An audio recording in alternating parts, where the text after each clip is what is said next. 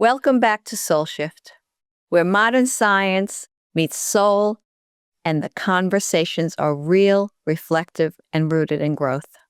This is the space for women navigating transitions that are emotional, physical, spiritual, and learning how to come home to themselves in new ways. But today is a little different. Christine and I get to interview someone you hear every week, but maybe don't fully know. Our dear friend and soul sister, Allie. Before we dive in, I want to introduce her the way you might not have heard before. Allie Anderson is a functional wellness practitioner and the founder of Aging Well with Allie. She works with individuals and families across the country, helping them make sense of their symptoms, their labs, and their lives, and build sustainable rhythms for long-term vitality. But today isn't about credentials. It's about Allie's story. Welcome to Soul Shift, where modern science, ancient wisdom, and real life come alive. Soul Shift is your weekly dose of inspiration and a reminder that meaningful change can be both gentle and powerful. Together, we'll unlock practical tools, share conversations that spark something beautiful, and celebrate every facet of your incredible human experience. Your energy matters, your growth matters, and you matter. Let's shift boldly, joyfully, together. Allie, welcome to your own podcast. Thank you, Mindy and Chris. I'm so looking forward to connecting with you both today. Great. So let's start here. People know you as steady, thoughtful, grounded, but you've shared that you actually love a fast-paced life. So who are you naturally? Maybe that's a good question. It is so true. I think anybody who certainly knows me from my youth knows that I love to be involved. I love saying yes to everything. I love building things. I love momentum. And I live a pretty fast-paced life personally. I move fast, I think fast, I talk fast, sometimes a little bit too fast. I enjoy getting things done. And even going back to as a teenager, and we'll talk about that later, I've always kind of lived this very fast-paced life. But just because I have a high capacity for energy doesn't mean that it's always served me well. It's a great introspective perception. I mean, especially since your work is so much about regulation, I love to hear almost like a before and after, it sounds like. You know, Chris, that's right. It is almost like before and after. It's a little bit ironic that I sort of enjoy living a very fast-paced mindset, but at the same time, regulation is something that I have. I learned that I need to practice daily, and now I've gotten to the place where I love practicing it. I feel so connected when I practice it, and I would never say that regulation or even calming myself down is something I've mastered, but it is definitely something that I have fallen in love with. And something I know now that I didn't necessarily know when I was younger is that my body has always been talking to me. And I think all of our bodies always talk to all of us, right? I think first it begins with a little whisper. First, we feel a little bit off. We feel a little bit tired. We feel a little bit inflamed. And we kind of push on, especially someone who lives in a more fast-paced mindset. But if we keep pushing, what I learned is the whispers get louder, and eventually the body will scream to us through symptoms. And if we continue to ignore it, sometimes we end up hitting a brick wall. Sometimes can be a pretty big diagnosis. So I have learned that while I can naturally live kind of fast-paced, bringing my body back down to a slow, regulated state is so important for me. And it's important really for my soul. It's important and how much I've fallen in love with it. Yeah. Again, great perspective. And what I've learned and what I showed my clients often is the body always wins, right? You can't think your way out of the need for regulation. So when did your body first interrupt that pace, Allie? Well, the first time I knew it was interrupting it was when I was 15, which is pretty young, right? And my right eye went blurry, what seemed to me like overnight, but I'm sure that it wasn't overnight. But one day I couldn't see the board in high school and the colors all looked washed out. And even moving my right eye around hurt a lot. And so, of course, with that, I went through a lot of testing and eventually I had an MRI, and MRIs were even not that common back then. And eventually I was diagnosed with optic neuritis in my right eye and then multiple sclerosis or MS. And there were no medications at the time. So I was told at 15 years old, take care of your body and hope for the best. And to be honest with you, if I look back, I think my body was probably communicating with me for a really long time. But I was so young, I really just didn't know. I didn't know I was supposed to listen to my body, and I certainly didn't know how to listen to my body. Yeah. I mean, think about that's a lot for a 15-year-old. I don't know about you, but I wasn't that intuitive when I was 15. So I give you a lot of credit. Thanks, Chris. I don't know that I was intuitive then when I was 15 either. The body had to finally scream to me. And when you lose vision in your right eye, it was enough for both my parents and myself to say, okay, I guess we should go see the doctor and get some testing done. And obviously, medical intervention progressed me forward to getting enough testing done to be diagnosed with MS. But I also have to say, when I was 15, it was 1989. So this is before the internet. And I do often express that that was a blessing, that it was before the internet. I couldn't Google worst case scenarios. I just knew what I was told was that I needed to take care of my body. And that really planted a seed for me. And I really knew that diet and lifestyle, although at age 15, I didn't call it diet and lifestyle, but I knew that that was going to be a part of my life for the rest of my life because I was told there's no medication for you and you just got to take care of your body. Good luck. Yeah, so at 15, how do you internalize that? How do you conceptualize as a 15-year-old who's in the stage of her life where what matters so much is being a part of what's going on, right? Belonging, feeling connected to your peers. So how did that play out for you at 15? You know, it's a really good question and one I've actually thought a lot about. And if I'm really honest, there was a lot of me that was able to push it aside because the internet didn't exist. I love the internet for a lot of reasons, but Google didn't exist. And so I was able to say, like, I don't really know what that is. Okay, I'll take care of my body. There's pros and cons, of course, to the internet because I didn't really even know how to take care of my body. And that take care of my body certainly went through different stages. Back in the 90s, it went through eating everything fat-free, which we know today is not beneficial to my body. It wasn't beneficial to autoimmune disease, but I knew I needed to take care of my body. And luckily, also a female at age 15, we were all kind of interested in taking care of our body, whatever that meant for us. So it was maybe sort of an awakening to like, okay, well, let's start thinking about what does this mean to take care of your body. Maybe a lot of the way I also fit in. My friends and I did our things that we thought were taking care of our body, whether that was sadly eating fat-free at the time or was, taking walks together or going to exercise classes together or other things. Yeah. But it's a good question. It's Yeah. a young age. But give yourself some grace on that because when we were following the fat-free craze, it was because at the time, science told us that's what we should be doing. Hindsight is 2020.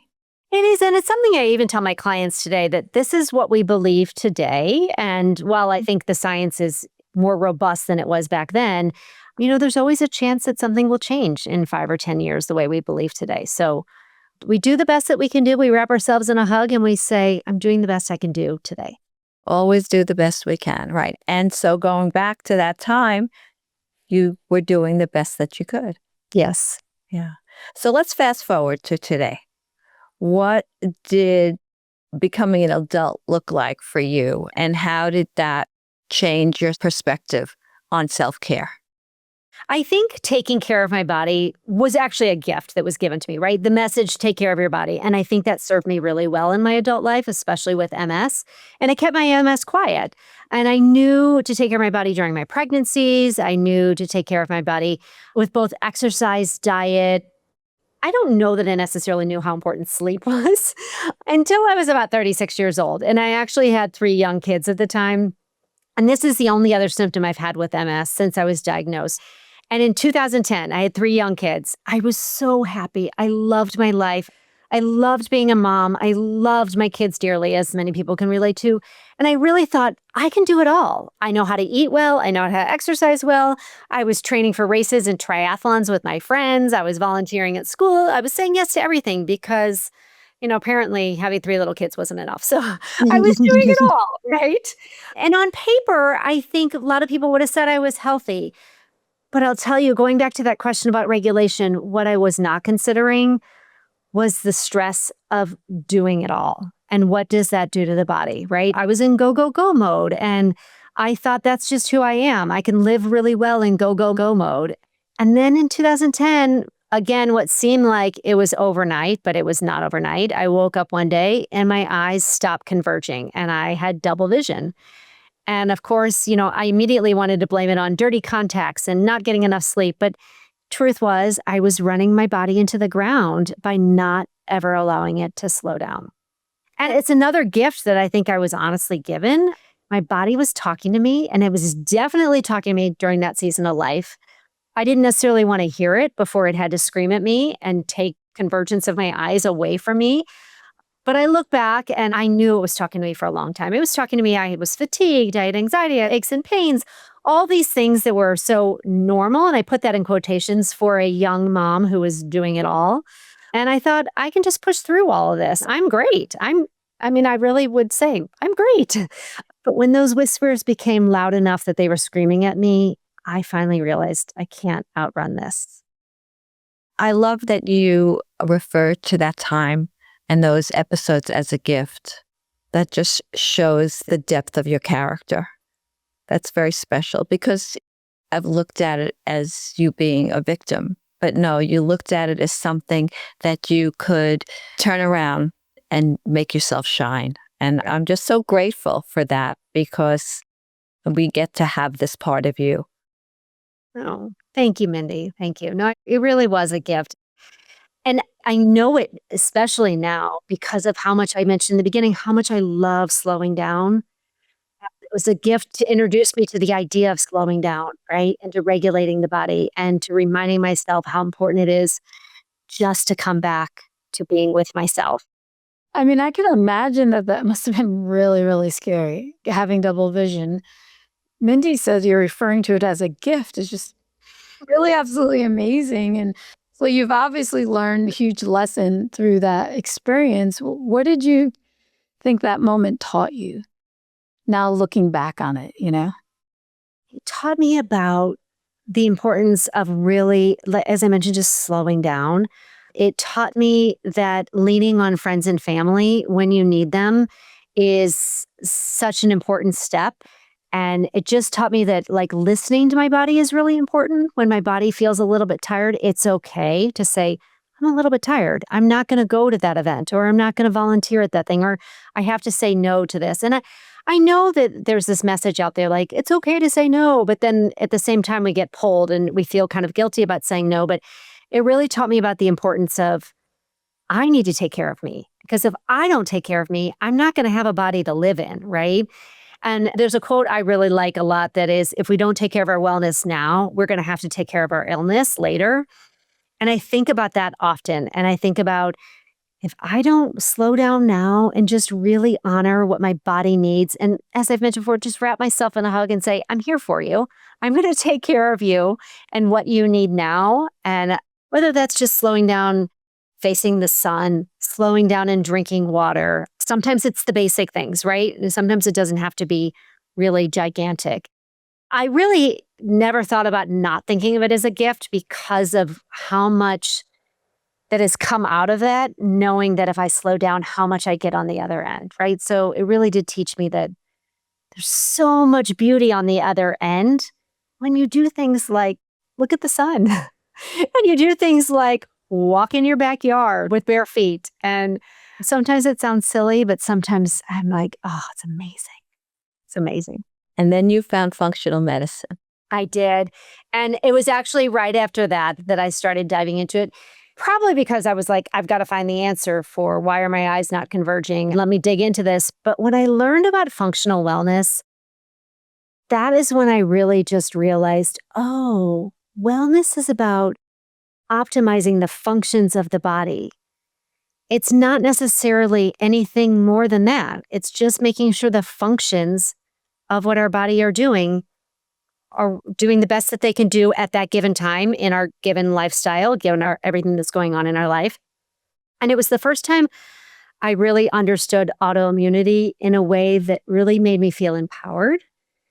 And I really started to shift from, how do I fix this? What can I do to change this? And what other knowledge do I have to gain in order to fix this problem I'm having? Just to, what do I need to do right now to support my body? That's it. Just what do I need to do this moment to support my body? And then honestly, as I've mentioned, really just changed everything about the way I approach my own wellness. I approach the wellness of my family, and certainly how I help my clients approach wellness. You've discovered functional medicine, you started your practice, and as far as I understand now, you work with that concierge model where you really bio-individualize it for each person. Is this where you began or did it transpire? Because everyone does it differently, right?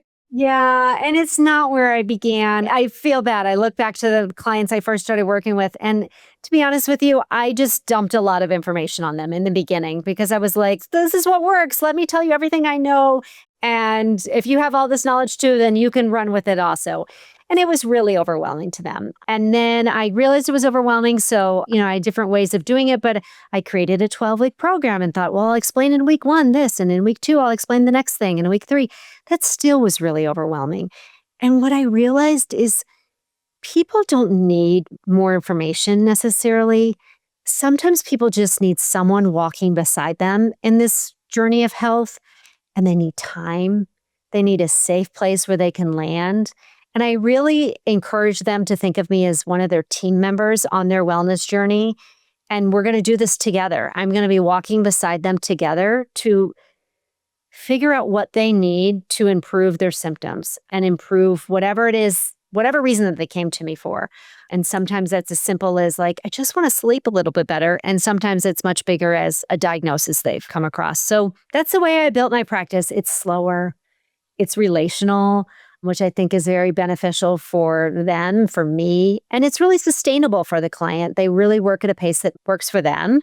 We make small changes that make a big difference, and we make changes that will stick for them. And you have a framework. Can you tell us about that? I do. Yeah. I created a framework which I call Listen, Translate, Empower, LTE. Mm, I like that. And first we listen. And I think that's probably what I've been talking into the most. I think that's probably one of the biggest important steps that I work with my clients is that beginning stage of first, we're just going to listen. We're going to listen to your symptoms. We're going to look at your patterns. We're going to talk about your nervous system.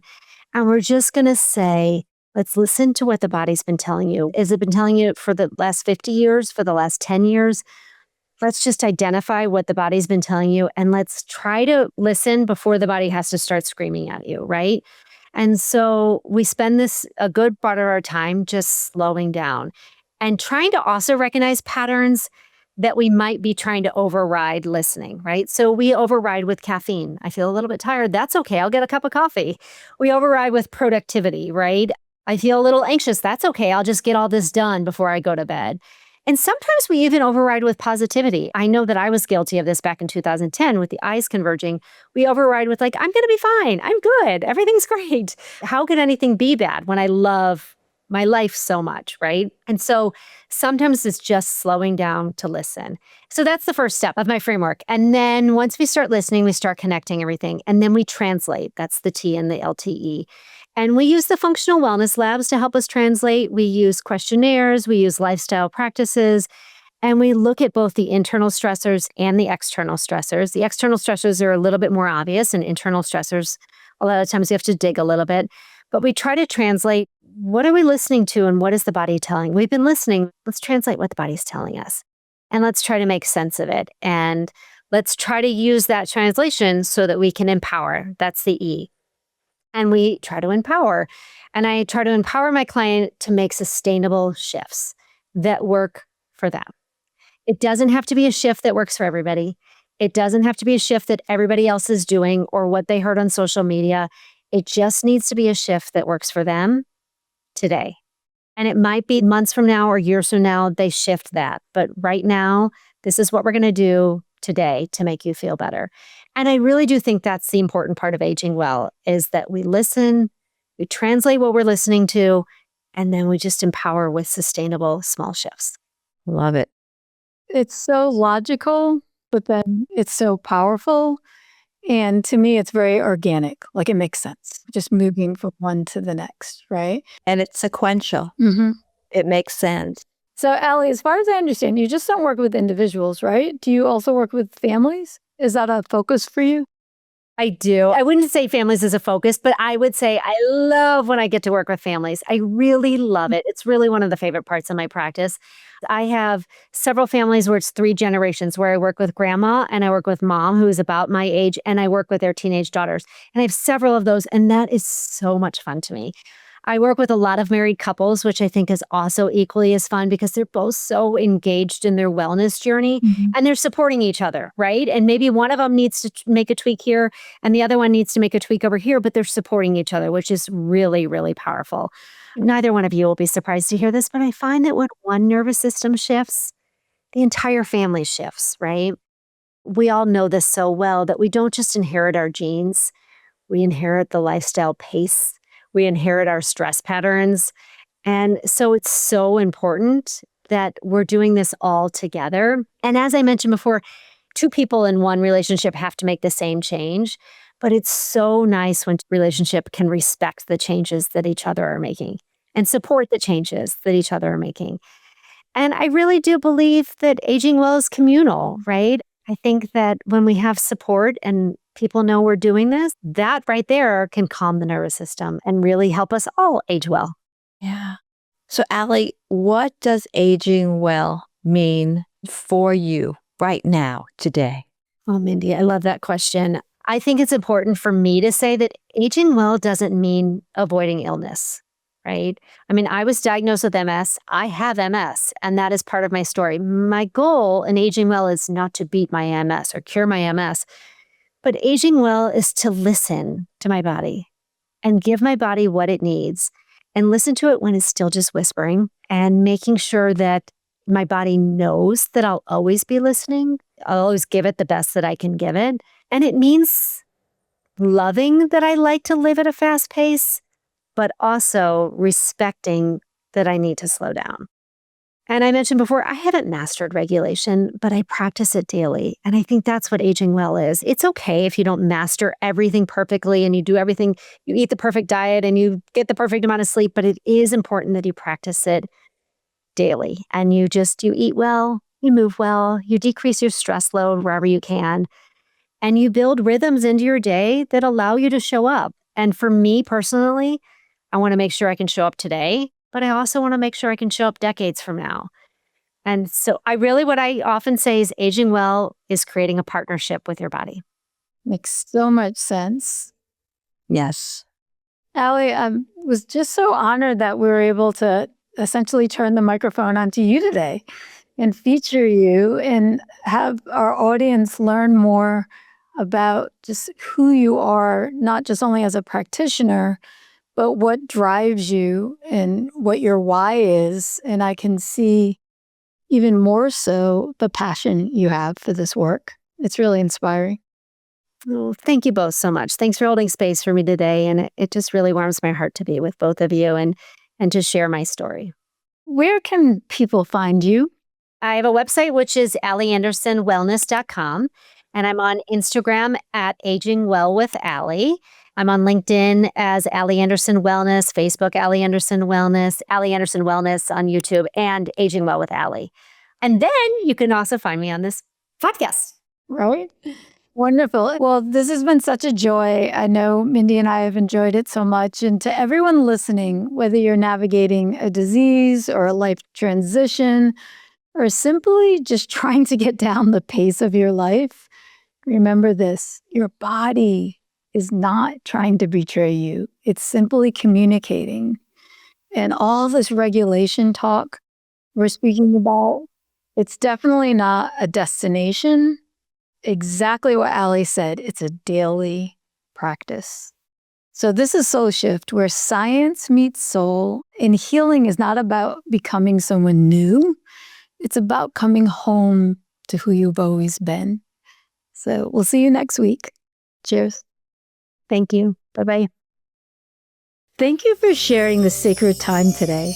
We hope something in this conversation touched your heart And offered nourishment for your soul's journey. Remember, transformation is most effortless when it happens one tender shift at a time. Until next week, we invite you to carry one insight from today into your life. Not as a task. Think of it as a superpower to yourself. If something resonated, we'd love to hear from you. If you're joining us on YouTube, feel free to leave us a comment below. Your words ripple outward, offering connection and comfort to others walking this path beside you. If Soulship feels like home, please subscribe and consider leaving us a review. Your support will help us reach more hearts that need to hear they're not alone. We're holding you in love, so know you're not alone. Your journey matters. May your heart be filled. And may your path be filled with grace.